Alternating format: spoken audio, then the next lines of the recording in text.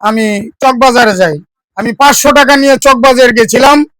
সেই 500 টাকা থেকে আমি আবার বিক্রি করে আবার পরের দিন আবার চকবাজারের থেকে আমি মাল আনছি। মানুষের ভুল কথা, আমি আজও পর্যন্ত তা আমার স্ত্রীকে ভুলতে পারি না। তখন কিছু নির্যাতনের শিকার হয়েছি, আমার স্ত্রীও মারা গেছে, আমার বাড়িটা আগুনে পড়ছে। সন্ত্রাসীরা আওয়ামী লীগের সময় হাসিনা পলানের আগে আমার বাড়িটা আগুনে পোড়ানো হয়। আওয়ামী লীগের কিছু সন্ত্রাসীরা, তারা আমি বাড়ি থেকে বেরিয়ে যাই, তারপরে সন্ত্রাসীরা আগুন লাগিয়ে দেয়, আমার বাড়িটা আগুনে পুড়ে দেয়। সেই করুণ।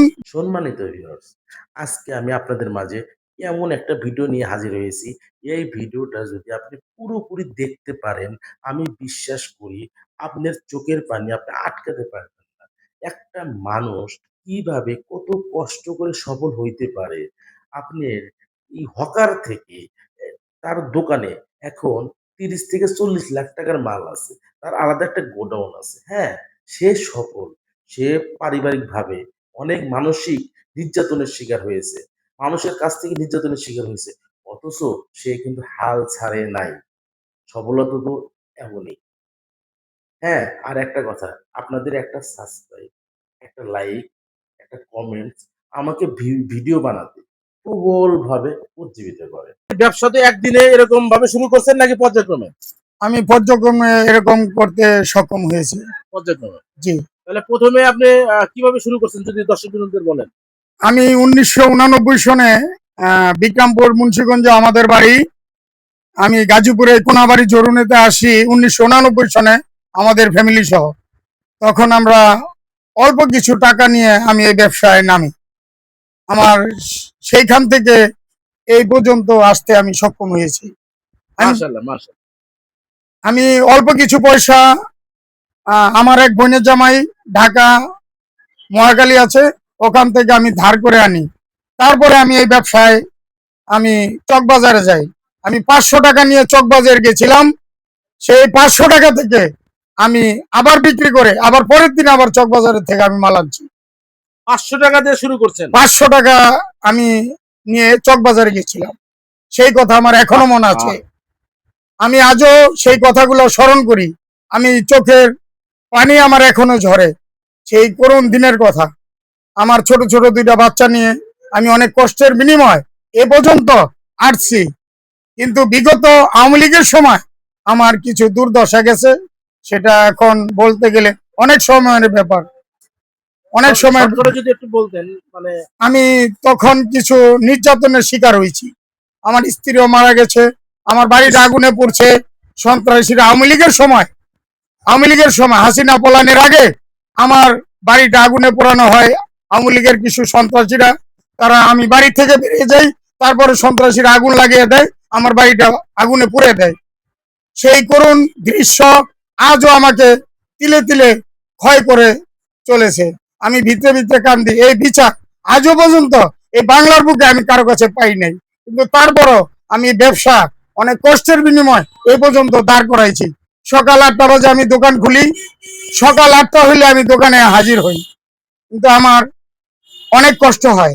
আমি কোনো কর্মচারী নেই না, কর্মচারী নিলে করে লুটপাট, যার বিনিময়ে আমি নিজেই কষ্ট করি। সকাল 8টায় দোকান খুলি, রাত্র 11টা বাজে দোকান বন্ধ করি। নিজে একা একা দোকানকে আমি হ্যান্ডেলিং করি। আমি এইখানে নামাজ পড়ি, আর মসজিদে যাইতে সময় পাই না, শুক্রবার হইলেন মসজিদে নামাজ পড়ি। এ পর্যন্ত আমার জীবনে অনেক কষ্ট গেছে। আমার স্ত্রীকে নিয়ে বাংলাদেশের বড় বড় মেডিকেলে গেছি, কিন্তু আমি ভারতে নিতে পারি নাই। আমার কোনো লোকজন আমার পিছনে ছিল না। সে মারা যায় 21 সালে। পরে 22 সালের পর দিয়ে আমার বাড়িটা আগুনে পুড়ে যায়। এই সন্ত্রাসীরা একটা চক্রান্ত ছিল, চক্রান্ত করে আমার বাড়িটা আগুনে পুড়ে দেয়। এখন আল্লাহ তাআলার ইচ্ছায় অশেষ মেহেরবানিতে আমি এই যে গত মাসের 26 তারিখে আমার মেয়েটা বিয়ে দিলাম। মেয়ে বিয়ে দিয়ে দিলাম। আগের ঘরে মেয়ে ছিল। এ পর্যন্ত আল্লাহ দিলে এখন আমি আছি এই পর্যন্ত। এখন আমি 2, 4, 5, 10 লাখ টাকা কারো কাছে চাইলে আমাকে দেয়। আগে দিত না। আগে আমাকে কেউ 10 টাকা দিয়েও সাহায্য করতো না। সম্মানিত ভিউয়ার্স, আপনার যদি পকেটে টাকা না থাকে আপনাকে কেউ সাহায্য করবে না। আর আপনি যখন টাকার দরকার হবে না তখন আপনি টাকা চাইলে আপনি সবাই দিবে, মানে তেলের মাথায় তেল দেয়।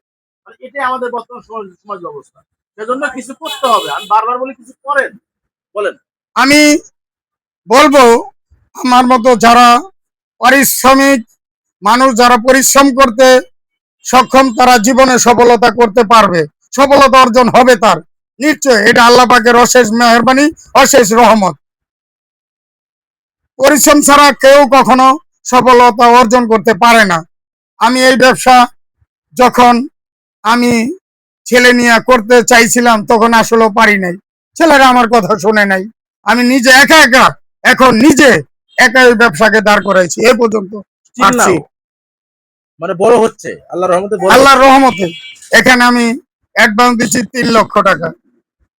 তারপরে মাল এখন আল্লাহ তালার ইচ্ছায় ব্যাংক আমাকে লোন দিতে চাচ্ছে, আমি কইছি না, এখন আর দরকার নেই, আমার যখন প্রয়োজন হবো আমি টাকা নিব। এ পর্যন্ত আছি আপনাকে দোয়ার বরকতে।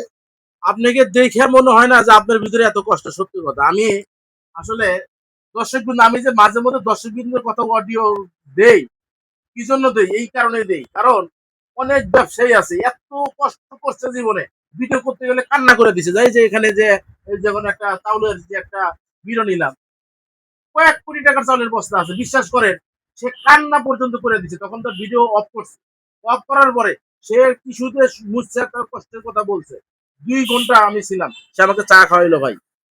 2 ঘন্টা আমি শুনলাম তার কষ্টের কথা। আসলে তাকে দেখে মনে হয় যে কোটি কোটি টাকা, আসলে সে কোটি কোটি টাকার মালিক। জি কিন্তু সে বলছে যে 5 বছর নাকি সে ইটের ওই যে আপনার বস্তা আছে না, জি বস্তার মধ্যে ইট ঢুকে ঘুমাইছে। তাহলে তার থেকে আমি এই জিনিসটা কিন্তু আমি জানতে পারলাম। অথচ সে বলবে যে, এখন বলবে যে না, এই ব্যবসা আমি কেমনি দিব, 15 টাকা দরকার। আসলে এই ভাইটার কথাও বলি, ভাইটাকে আপনি 500 টাকা থেকে শুরু করছেন না ভাই? আমি 500 টাকা নিয়ে চকবাজারে গেছি, 470 টাকার মাল কিনে আনছি। 470 টাকার মাল কিনে আইনা বিক্রি করে আবার চকবাজারে গেছি। সেই কথাগুলো আমার আজও তিলে তিলে আমি শুয়ে শুয়ে কাঁদি। যেরকম আমার স্ত্রীর জন্য কাঁদি।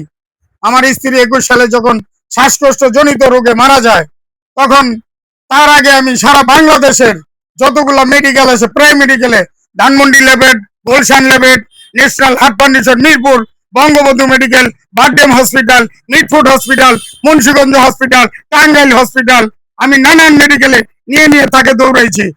সকাল 8টায় দোকান খুলি, রাত্র 11টা বাজে দোকান বন্ধ করি। এটা মানুষ